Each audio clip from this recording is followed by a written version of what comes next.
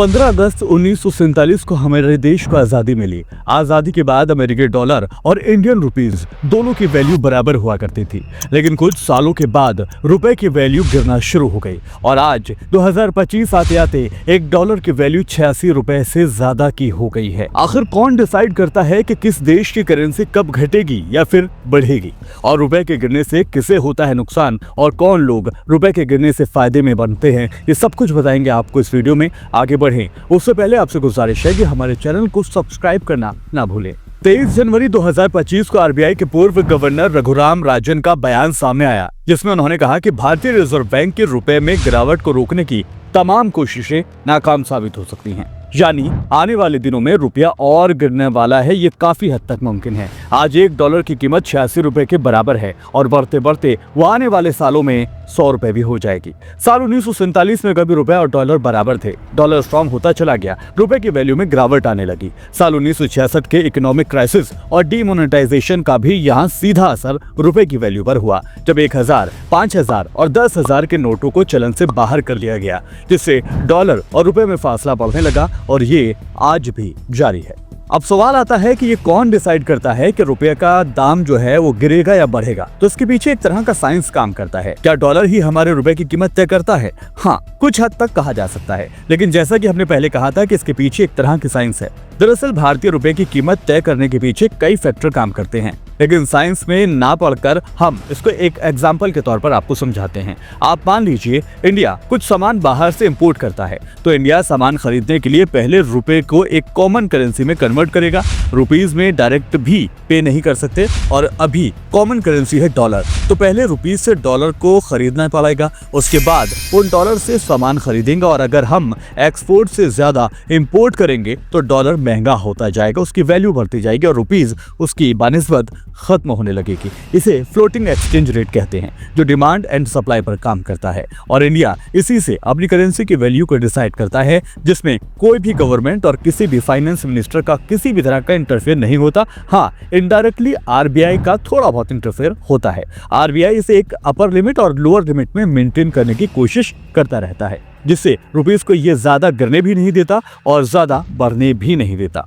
वहीं दूसरा होता है फिक्स एक्सचेंज रेट, जिसमें करेंसी की वैल्यू फिक्स रहती है, यानी पहले से ही डिसाइड रहता है कि इस करेंसी का रेट कितना रहेगा डॉलर के मुकाबले। ऐसा सऊदी अरेबिया, इराक, हांगकांग जैसे देशों में होता है।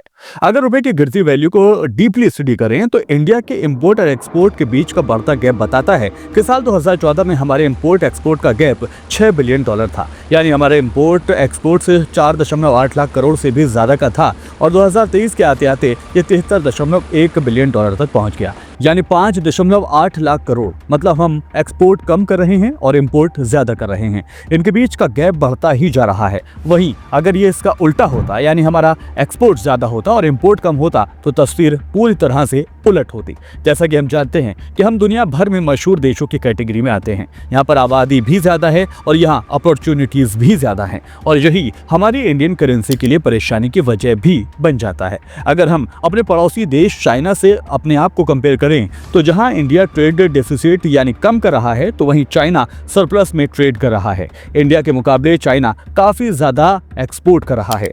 आज चाइना दुनिया का लार्जेस्ट एक्सपोर्टर्स में से एक है। आज चाइना हर फील्ड में अपनी मौजूदगी रखता है, चाहे वो मैन्युफैक्चरिंग सेक्टर हो, डिफेंस सेक्टर हो या फिर तेजी से बढ़ती टेक्नोलॉजी क्यों ना हो।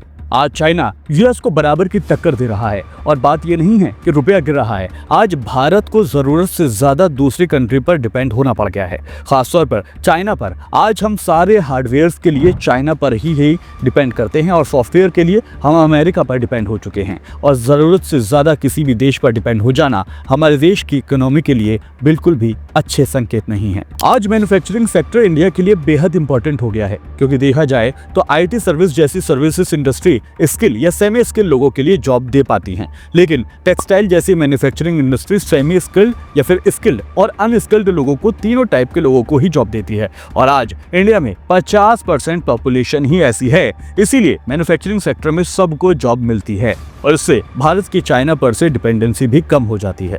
और मैन्युफैक्चरिंग सेक्टर को बढ़ावा देने के लिए इंडियन गवर्नमेंट द्वारा मेक इन इंडिया भी लॉन्च किया गया, लेकिन एक्सपोर्ट इंपोर्ट के बीच इतने बड़े गैप को देखकर मेक इन इंडिया एक फेलियर साबित हुआ। एक परेशानी हमारे लिए एफडीआई यानी फॉरेन डायरेक्ट इन्वेस्टमेंट भी है।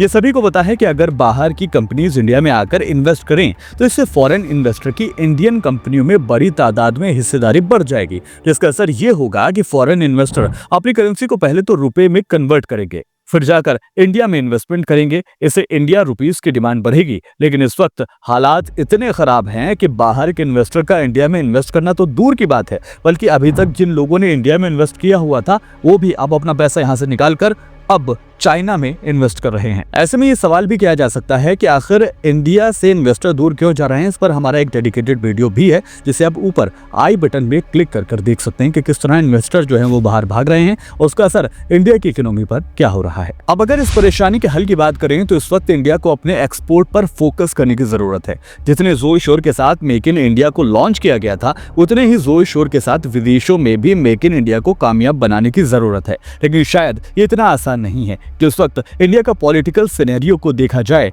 तो उसको देखकर लगता है कि ये मुश्किल है। अगर हमारी सरकार एक्सपोर्ट को किसी भी तरह बढ़ाती है और फॉरेन इन्वेस्टर इंडिया में इन्वेस्ट करते हैं तो इसका सीधा असर हमारे रुपए पर होगा और उसकी वैल्यू बढ़ने लगेगी। चलिए बात करते हैं कि रुपए की वैल्यू गिरने का किस पर कितना असर होता है। तो रुपए गिरने का असर न केवल सरकार पर पड़ता है बल्कि आम आदमी पर भी इसका असर दिखाई देता है। जब रुपया गिरता है तब इंपोर्ट महंगा और एक्सपोर्ट सस्ता हो जाता है, यानी सरकार को विदेशों से सामान खरीदने के लिए ज्यादा रुपया खर्च करना पड़ता है, फिर चाहे वो तेल हो या फिर गोल्ड।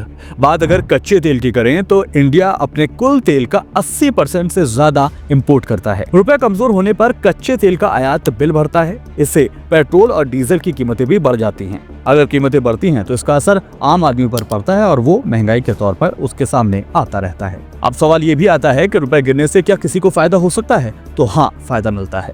अमेरिकी डॉलर के मजबूत होने और रुपए के गिरने का सबसे ज्यादा फायदा अमेरिका समेत उन देशों को होता है जो भारत को चीजें एक्सपोर्ट करते हैं। चूंकि दुनिया के ज्यादातर देश अमेरिका डॉलर में कारोबार करते हैं, ऐसे में इंडिया के पास से अमेरिकी डॉलर कम हो जाते हैं। वहीं अमेरिका में जॉब कर रहे भारतीयों को भी इससे फायदा मिलने लगता है। जब वो इंडिया आते हैं तो उन्हें डॉलर को रुपए में बदलना होता है। इससे पहले के मुकाबले ज्यादा वैल्यू में इंडियन करेंसी उन्हें मिलती है।